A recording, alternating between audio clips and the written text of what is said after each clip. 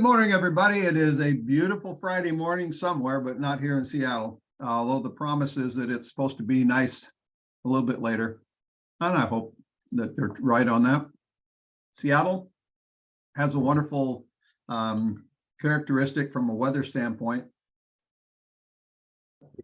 If you want to know what the weather is in Seattle, open the window. And that's about as accurate as you can get. You pretty much can't trust what they say, but oh well. How are you guys doing? I'm opening the chat here and I'm seeing a couple comments. How are you guys doing? Beautiful morning in Penticton. That's up in British Columbia. That's a wonderful place. I've been there. Amazing fruit producing part of the world. Same in Ohio, Brenda says, yep.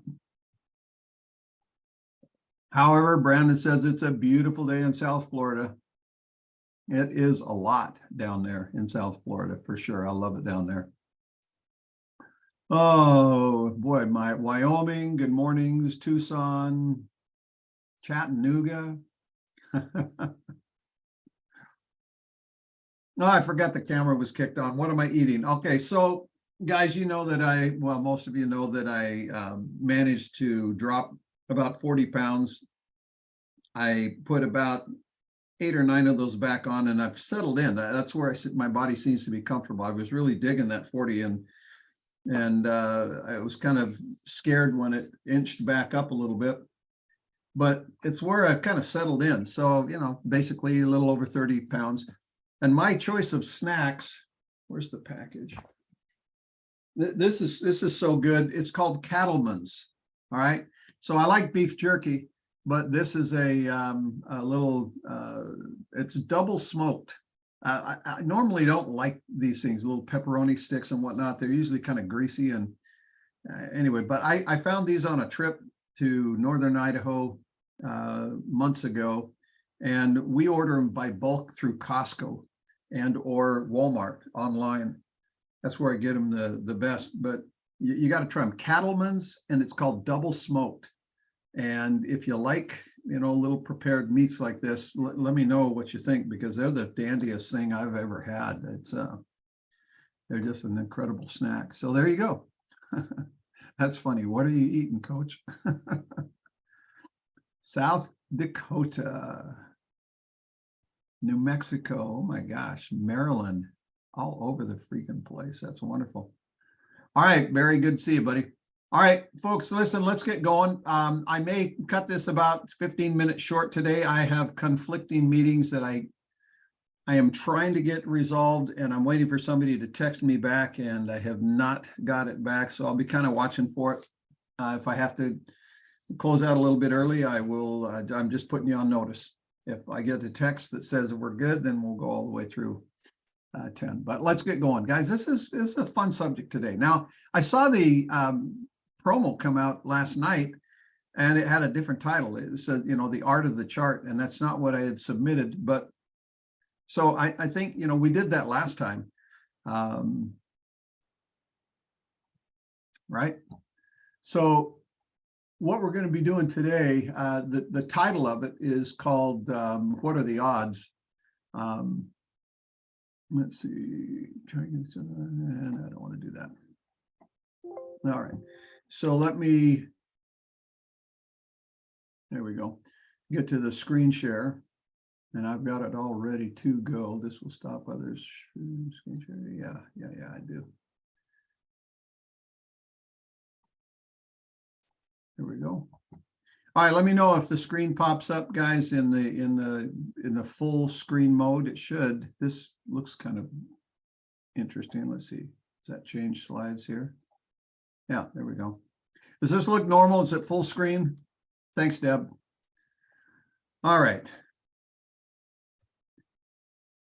Guys, this is our wonderful little disclaimer, and I don't belittle it. It's just that we have to do it every time we're required, and you pretty much, I think everybody's experienced enough to know that I'm not going to be giving you any specific trading advice on any particular stocks where there's any liability by you following my recommendations, because I'm not making any recommendations with regard to any specific stocks or trading positions. We can't do that. Not planning on doing that. But am I going to give you recommendations? Absolutely. I'm going to give you my best advice, the things that I think could help you the most in your trading. I mean, that's the whole point. I want to be able to have you guys have success, and there's things that I've learned that I think are worthwhile passing on. So here we go. What are the odds? Now, the bullet points that I threw in here was to talk about win-loss ratios, probability of outcomes. Can success be predictable? Can you use protective ratios and understanding risk through ratios? Guys, there's a lot of anecdotal stuff that is thrown around having to do with ratios and win-loss and formulations and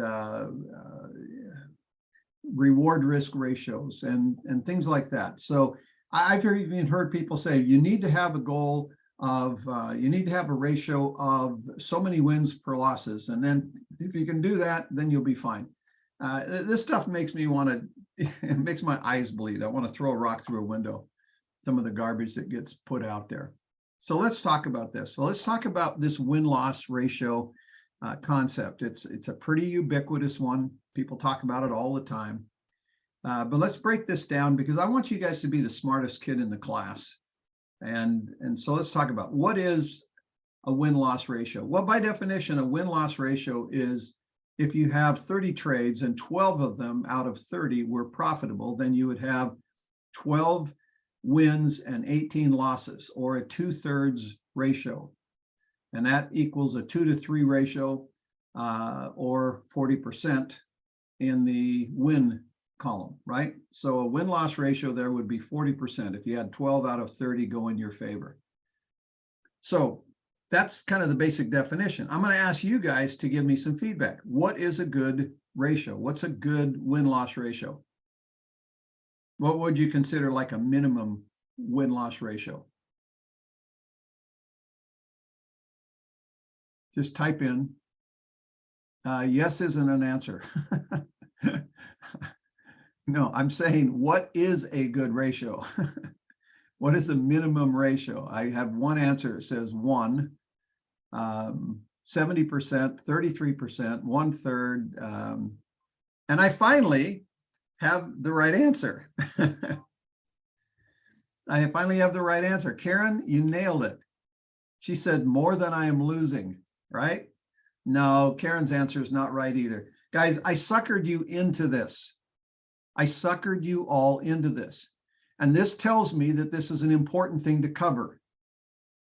Really important to cover. Because none of those answers are wrong. Barry says 2 wins for every loss is good. No, it's not. You have no way of knowing that, Barry. But he says with the right reward risk ratio, even 1-to-3 could work out. Booyah, finally. Okay, we're starting to zero in it, guys. A win-loss ratio is, in my opinion, guys, it sounds significant, but it's totally misleading. It's factually, it's irrelevant. It totally is irrelevant without more context.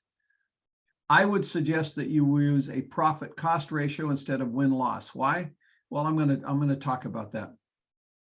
But is it of any use? Maybe, but Barry says, although with the right reward risk ratio, even 1-to-3 could work. So Barry, you get 50% credit. You're the only one who gets any credit, quite frankly, as far as being correct. And that's because when Barry says 2 wins for every loss is good, not correct. And I'll explain why. But tying it to reward risk ratio, even 1-to-3 could work. That's right. 1-to-3 could work. But guys, I want to eviscerate this. I want to obliterate this out of your lexicon so that you can properly communicate this to others and understand when you read stuff how irrelevant it might be. It's only relevant, whether you call it a profit loss or a win loss or a profit cost ratio, does it matter? Yeah, it does. It does. And I'm going to explain that. But it is only in context that it has any value at all. It is not alone, it's standalone. It can't be a standalone. Guys, it cannot be a standalone because it doesn't mean anything. I have a win-loss ratio of 70%. I win 70 out of 100 trades. Question, are you profitable? And the answer is, there's no way to know that by that statement. 7 out of 10 trades does not standalone mean profitability. It can't. You could easily win 7 out of 10 trades and still lose money. Okay, that's very possible. I see people do it all the time. I've seen it my whole trading life. Standing alone, a win-loss ratio is bunk. It's garbage. It's garbage because it doesn't mean anything. It can't mean anything by itself. It's a statistic that has no meaning other than its face value. It has no meaning relative to profitability is what I'm trying to say. You could have 20 profitable trades out of 30. What does it mean? I don't know. Is it a profitable total? You don't know. You can't know. Now, is everybody clear on that? And I want to make sure nobody took any offense. Normally, when I do a setup question, I tell you this is a setup question. I normally do that, but today I wanted an effect. So I hope I didn't offend you, but I hope I can make that point strong enough to where you can recognize by itself, it doesn't mean anything. This is what's important, is that you can put it in context. Okay? How big were the gains per trade? How big were the costs per trade? That's the bottom line. Okay, good. I have a reprieve. I can go, I may stop 4 minutes, 5 minutes early, but that's it. Okay, good. Okay, this is what's relevant. How big were the gains per trade? How big were the costs per trade? Total net gains for the year come to 20%, or come from, that was supposed to be come on or come from 20% of trades. See that says Pete?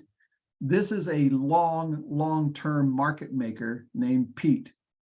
Okay, good friend of mine many years ago impressed on me that at the end of the year, both he and all of the traders that he knew said that their entire profitability for the year came on 20% of their trades. Now, does that mean they only made money on 20% of their trades? Oh, no, not at all. Absolutely not at all. That's not what it means. It meant that 20% of his trades accounted for all of the net profit. So is 20% his profit ratio? No, it's not. Heavens no. This is the principle of the computer industry of garbage in, garbage out. If you have good inputs, you get good outputs. But if you have garbage inputs, you get garbage outputs. In order to get context, you have to understand a high profit ratio could be net gains or not. Oh, I have profit on 70% of my trades. Does it produce net gains? Maybe. Maybe not. There's no way to know that. What Pete is saying is that after all the dust settles, about 20% of your trades will account for all of your net gains. Okay, so let's talk about this a little bit. First of all, I want to go back and chide myself. I deliberately used the words that I hate, because you see them all the time. And I'll bet you didn't even, most of you didn't even catch that I was being cynical. Some of you have been around me and you know, and you were probably wondering, why is he using those words? Guys, do not use winning and losing in your lexicon when you talk about trading. Do not. Try to get them out of your vocabulary. It is not about winning. You are not trading to win. I love this quote by Steven Seagal. He told it to me to my face. If it's all about winning and losing, you're already dead. All right. And this is coming from real world circumstances where life is on the line, where life is literally on the line. If you're trying to defend yourself, if you make it about winning or losing, you're already dead. Go to the bottom. If you do the right thing in each moment, the winning takes care of itself. That was the rest of the statement. But if you make it about winning and losing, you're already dead. Guys, look here where it says why. You have no control over the underlying. What's the underlying? The underlying is the movement of the stock or the index, whatever you're trading, commodity, whatever it is. You personally have no control over it. So how do you win? How do you beat something you have no control over? Well, it went in my favor. Well, you didn't win. It dropped in your lap. It just dropped in your lap. It moved in your favor. Okay, do you take credit for that? Come on. Well, I made money. Correct, but you didn't win anything. You didn't win anything.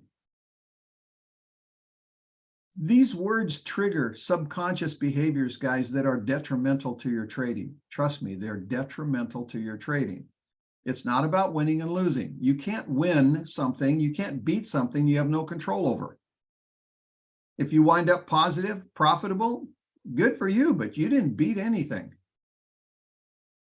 If you talk about profit and cost, gains and costs, instead of winning and losing, it will literally open your brain up. Okay? It will open up your brain. It will help your brain function better if you take those words out. Trust me. I mean, I won't beat it anymore, but trust me. All right, catching up here real quick. Tripp says, one big cost and a bunch of small profits is still bad, right? Exactly. You have always taught us, Charles says, to manage our trades so cost was minimum and gains could run. Exactly. Will you be showing the magic pie chart? Tripp says. I know, but I'm going to talk about it. I'm going to talk about it, but I didn't break out the chart. But it's powerful. Okay. Actually, Tripp, I will talk about this for just a minute. What Tripp's talking about is, I do have a pie chart illustration that wasn't really, I wanted to make this point, but I didn't want to dwell on it too much longer. But the pie chart is pretty powerful in the sense that it shows you that over the course of a month, a year, whatever it is, let's say a year, if you have a bunch of profitable trades that are small to medium-sized profits, and you have a bunch of small to medium-sized costs, you made nothing. You've made nothing.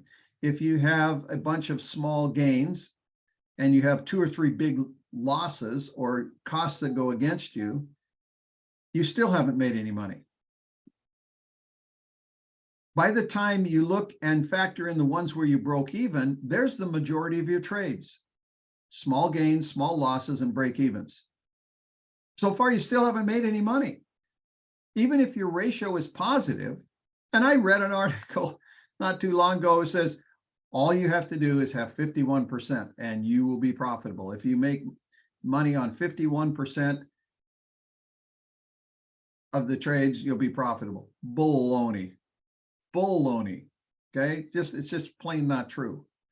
But if you can picture, you stack up your small costs, small profits, medium costs, medium profits, and break evens, you haven't made anything. But if you have control so that your costs can never go over a certain amount, there's always an unlimited upside in a trade, unless you're doing a spread of something. But in a one-sided or a two-sided trade, there's always an unlimited upside.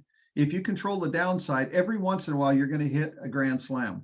Every once in a while, you'll hit the lottery. Every once in a while, you'll have a trade that really goes big. And that's what Pete was talking about. Of all of your trades over the course of a year, about 20% will account for all of your profitability, because you'll have small trades, small costs, or small cost, small gains, medium cost, medium gains, and neutrals that'll wipe out most of the trades, make them neutral. But the only way that works is if you have control over the downside, which you can do. The way you trade, you can set the control on the downside. So if you do that and leave the upside open, now you've got the situation working in your favor. Here's another concept that is promoted as the magic formula, the APPT, the average profitability per trade. Now, index traders use this a lot. The APPT is your probability of winning versus your average win, probability of loss versus your average loss. You do this calculation and it gives you your average profitability per trade. And that's really important, right? Maybe. How does that affect your decision-making going forward? All that is looking in the rearview mirror. What do you do with it? What do you do with it? So can success or profit be predictable? When you look at the history of your trades, it's a contrail. It's what's coming out of the back of the airplane. It's behind it. Guys, be careful of words. When people talk about predictability, or with these odds, I can predict this. Baloney. I say baloney, bullcrap. Why? Because you can't predict it. You have no control over the underlying, so you can't predict it. You can project it.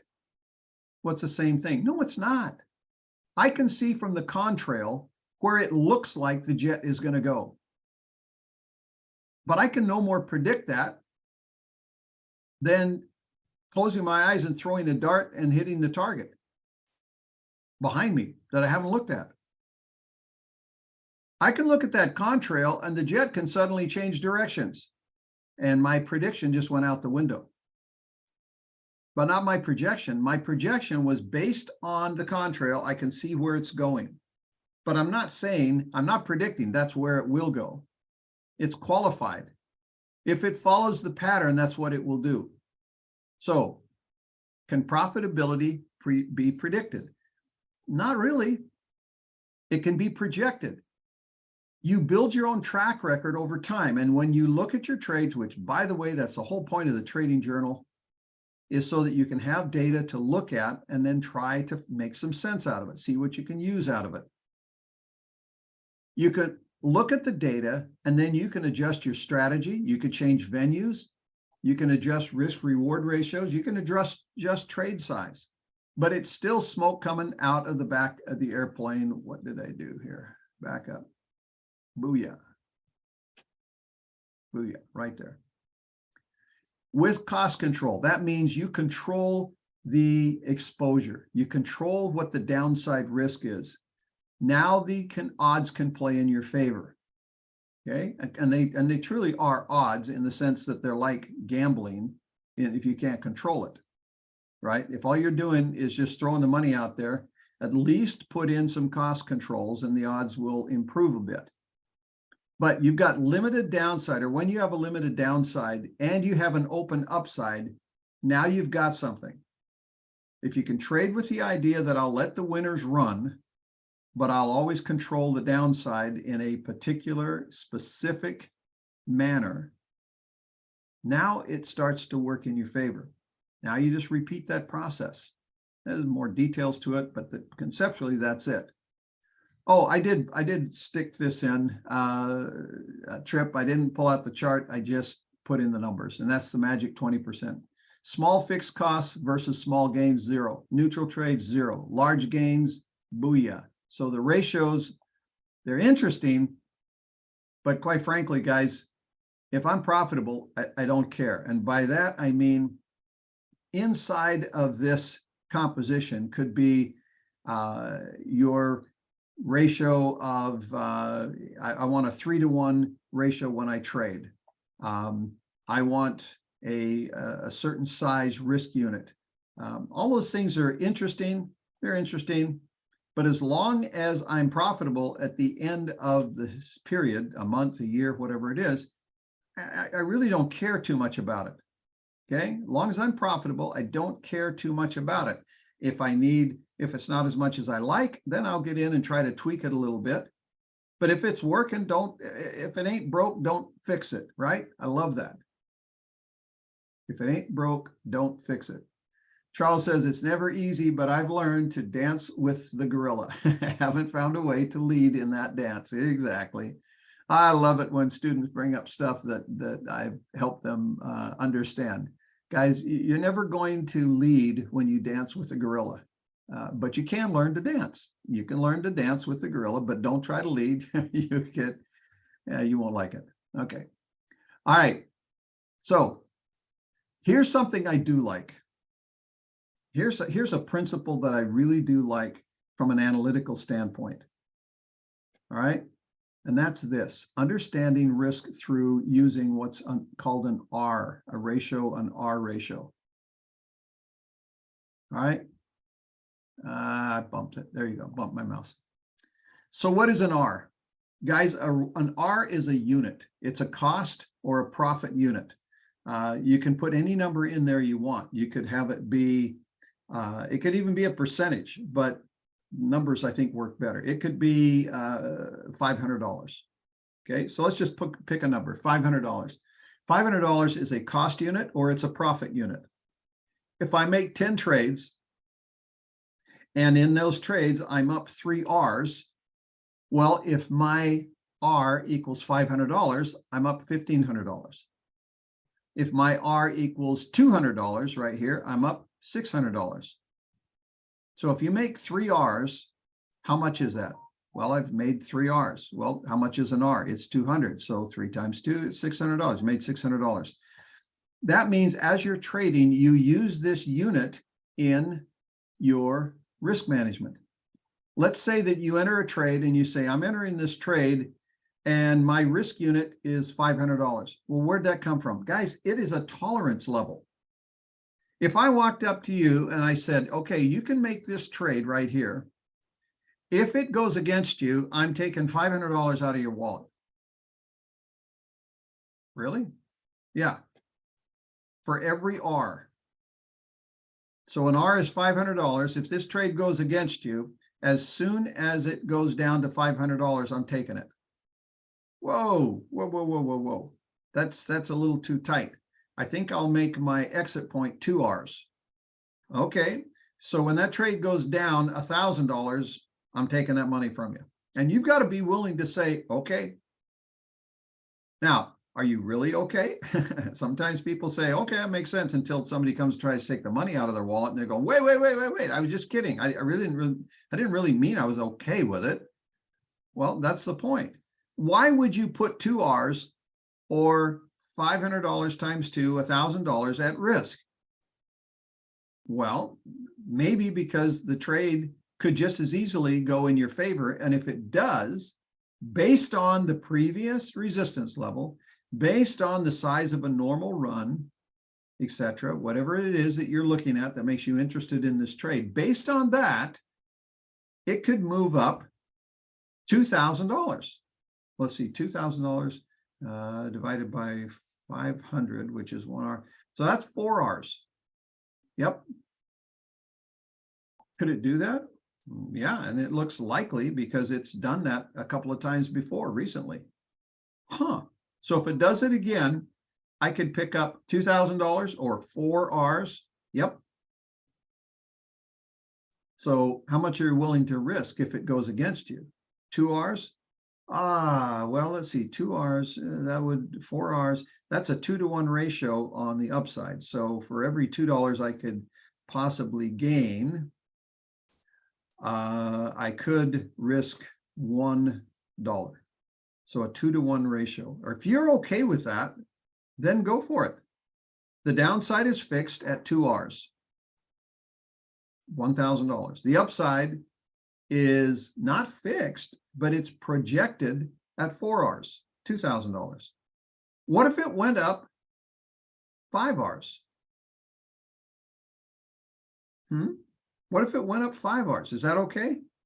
Okay by me. What if it went up 10 R's? Is it possible? Sure, it could hit its resistance and break on through, just like the S&P has done. By the way, do you remember the last time we talked? I drew you a nice wedge on the S&P, and we said this is a downside wedge that is going into its fourth rotation. If it follows a typical pattern, it'll probably break to the upside and then test. Well, if you've looked at the S&P, you'll see that great big wedge and a break to the upside because I predicted it, right? No, I projected the normal pattern and what it would do if it follows that pattern. But I didn't predict. I just showed you what it was projecting if it follows the pattern. Okay, so if the trade we're looking at goes up and it breaks through that resistance, it could keep going. How far? I don't know. There's no limit on it. But if it just goes up, bangs its head on resistance and comes down, you've got the potential of picking up 4 R's, risking 2, picking up 4. Now, a lot of people aren't happy with that. They're saying, no, that's too much risk. I want a 3-to-1. So if it has a potential of going up 4, I don't want to risk 2. I'll risk 1.5. Can you do that? Yeah, you can. Yeah, you can. You can set your R unit to be whatever you want, and you can put as many R's in fractions if you want, 1.5, whatever that is, but it's a formula for managing risk. And the other thing I like about it, guys, is mentally it takes dollar signs out of your vision. Guys, when you put dollar signs in front of people, it triggers things, good or bad. Everybody has feelings about dollar signs. Sometimes just even bringing up a dollar sign starts to have cortisol running through people's nervous systems, which is not good. It raises stress, it's anxiety. But when you talk about R's, it's just a letter. I'm up 3 R's. Okay, good. Now, when it's all done, you can say, let's see, how much is an R? 3 times 5. Oh, I'm up $1,500. Oh, great. See, now the emotion, you smiled, yay. But when it was R's, it was no big deal. So there's some value to be gained by just keeping this generic. So I like it. I like using R's from a trading standpoint. It's the size of a unit. That's all. 1 risk unit, 1 gain unit. Brenda says cortisol causes belly fat too. Exactly. Exactly. So R's. How many trades have to be profitable? That's the wrong question, guys. That goes back to the reward risk ratio or the win-loss ratios, right? If you all got that figured out now, that's not the right question. I just have to have 1 more positive R than a negative R. If I have gained 7 R's and I've cost 6 R's, I'm profitable. I'm 1 R profitable. Okay. And guys, that's a whole lot better than neutral or negative. Right? So I don't know. You tell me, does that make sense to anybody here to consider using different words? Because it literally changes the way your brain functions, your subconscious brain, which, by the way, is the one who drives decision makings. Guys, people make decisions by how they feel. They analyze data, they analyze facts, but they make decisions based on how they feel. So this goes into part of the psychology of trading, is if you can take the pressure off of your subconscious mind by not triggering it. And one of the things you can do is just define it by a number and then just stick with the letters. Just work with the R's. It's a ratio. It's a unit. And then you can come up with the ratios that are comfortable to you. If you want a 3-to-1 ratio on a trade before you take that risk, I want 3 times the upside potential than the downside, or I won't take the risk. Fine. Some people are 4-to-1. Other people are happy to take 2-to-1. Okay. As long as there's more R's on the gain than there are on the cost, it works. Karen says it does. The meaning of words to us triggers different emotions. It sure does. It really, really does. All right. R needs to be defined for account management. If you're going to do this, you have to define what an R is. How much money is it? How many dollars? Risk, guys, is a fact of life in trading. You cannot get around it. And I suppose you can almost get around it by doing some convoluted strangle straddle combination spread trades. But by the time you put on enough protection, so there's virtually no risk, there's almost no profit. It comes as a direct proportional relationship. More risk, more profit potential. Less profit, less risk. All right, it just works that way. The total R's in the end is the bottom line. That is really the only thing that counts, is the total R's. So how many R's can go against you if there's a cold streak? If the trades start turning against you, how many can you let go? Well, I don't have an answer for that. The question becomes, what are you going to do about it? Well, you could just say, well, it's a controlled cost, so I'm going to keep going. Okay, great. But if it never turns around, eventually it's going to drain your account. So what do? Well, that's part of your trading plan. You have to develop, and you do this by experiment over time. You look at the numbers, and it is very common in the trading that I've done, especially with group trading, to have something set up like, if 2 trades go against you, the yellow light comes on. If 3 trades in a row goes against you, the red light comes on, and you stop and you say, okay, this is not normal. Assuming it isn't normal. Okay, so let's assume that when you trade, you don't have 3 trades go against you all the time in a row. In most situations, if you got 3 in a row go against you, something's either wrong with the market or something is wrong with the trading plan. So how could a trading plan be right and then be wrong? Well, it's easy. I don't have any control over the underlying. I don't have any control over the index or the market or the individual stock. So if something quits working, something's wrong. It's not me. I don't take it personal. It could be, I suppose. But if I'm following the plan on something that has been working and it stops working, it's because the underlying has changed. So should I keep just beating my head against the wall, trying to pound my head through a ceiling? No. If you do it 3 times, you're going to be grabbing the Excedrin and rubbing the back of your neck. So just stop, take a break, figure out what's going on. Maybe the whole market has shifted directions and you need to change your strategy. Okay, that's possible. But whatever it is, when it goes against you, you have to have a part of your trading plan that says, okay, stop, evaluate. Do we need to change anything?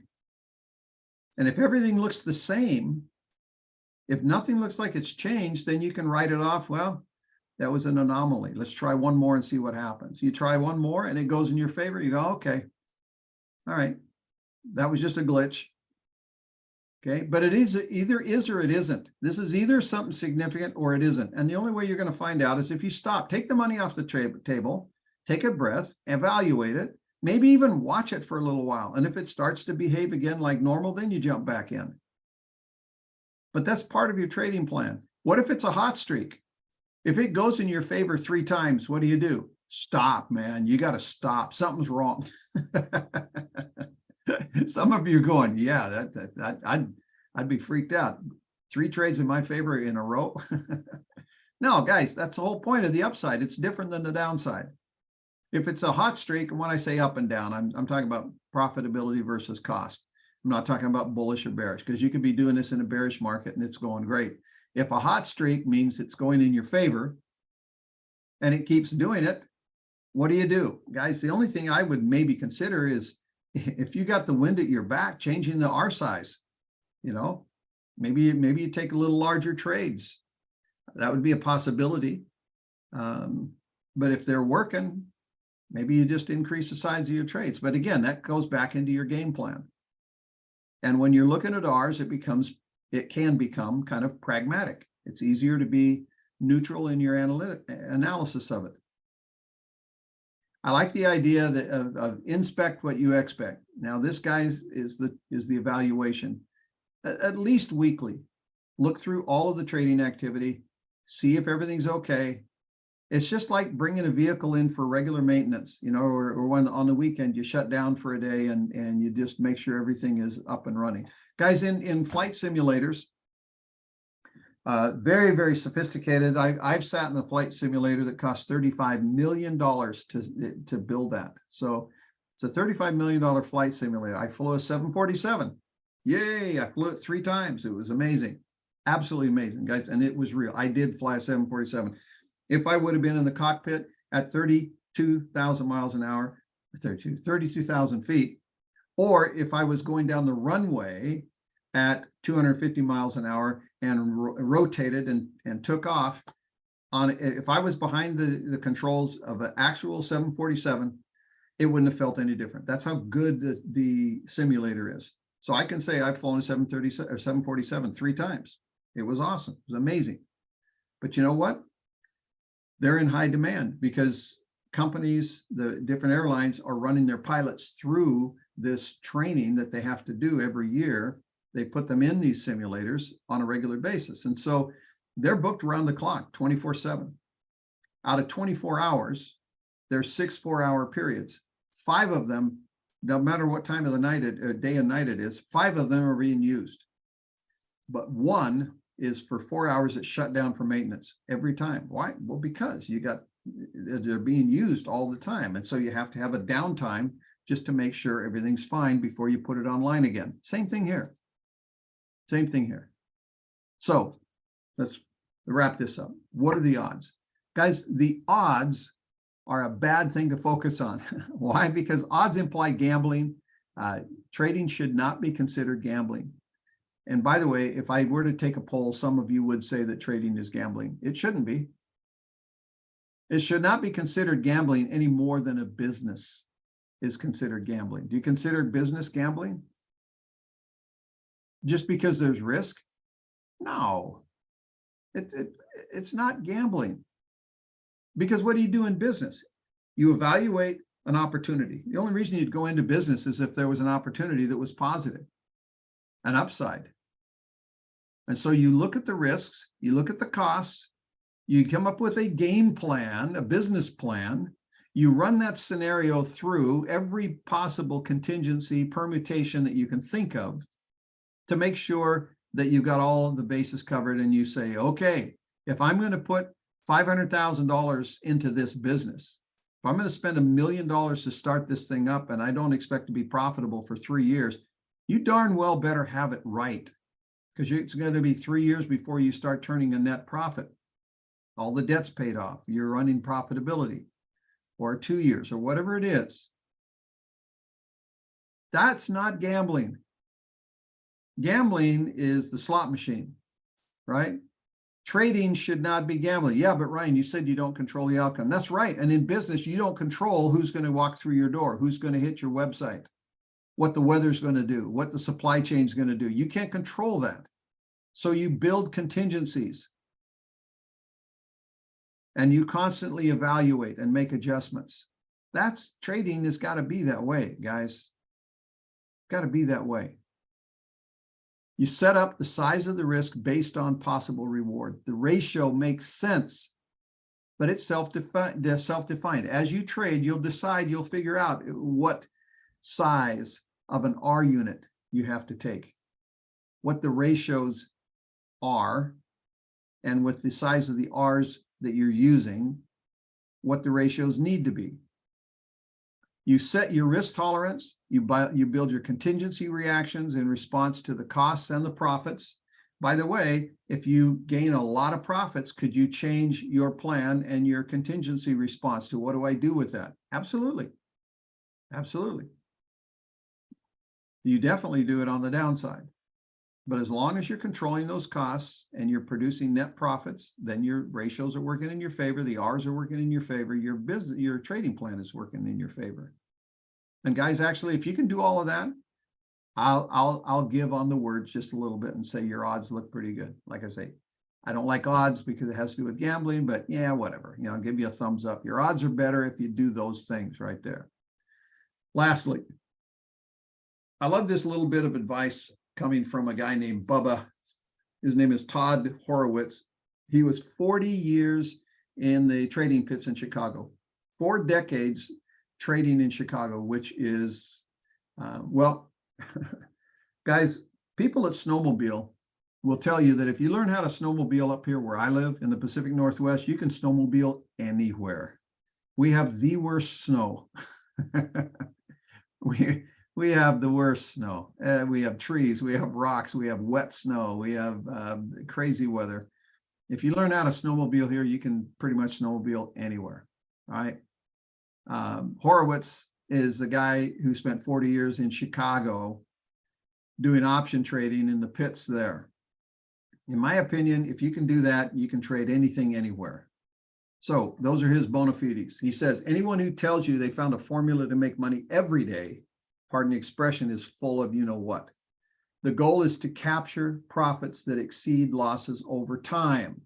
That's what we've been talking about. Trading is a business. It's a skill and a long-term process that builds on successes and minimizes failures. Again, guys, if you do the right thing in each moment, the winning will take care of itself. All right? Do the right thing, and that's wisdom for life. That's wisdom for life. All right. Questions. We'll take questions if there are any for a couple minutes, and then we'll call this a morning for me. And for you all the way on the East Coast, it'd be 1 o'clock, right? So, all righty. Are you going to become a pilot? Well, my wife wouldn't let me become a pilot. And now that I'm just about ready to retire, and the insurance is paid up, I just may do that, because here's the cool thing. I have had quite a bit of time at the controls, because over the years, I've had a lot of friends who have airplanes. I've had students that have airplanes, and I've been invited to fly their airplanes several times.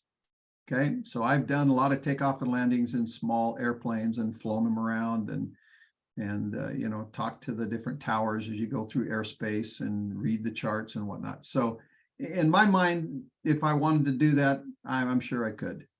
I'm sure I could, and I just might, because right now, oh gosh, should I tell you? Guys, in 5 days, I have a birthday coming up.